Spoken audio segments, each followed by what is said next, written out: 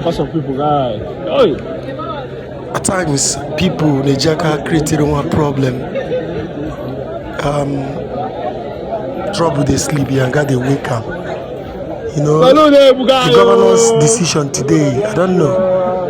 He's trying to remind the Igbos, we the Biafrans, what we have forgotten. I mean, not just we have forgotten, we decided to let the sleeping dog lie, knowing fully well that God will fight for us. And now, you are trying to remind us of that very pain and agony.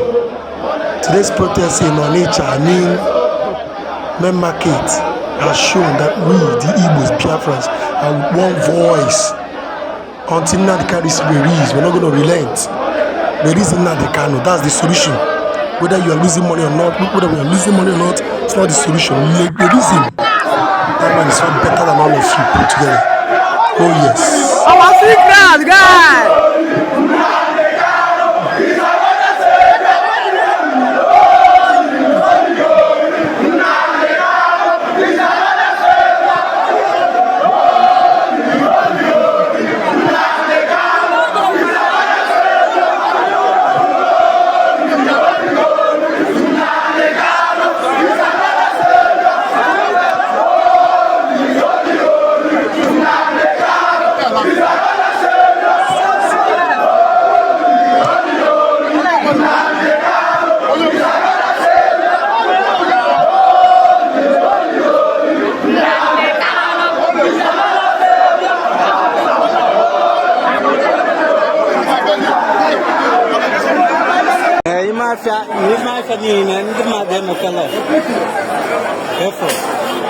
Everywhere, image their message.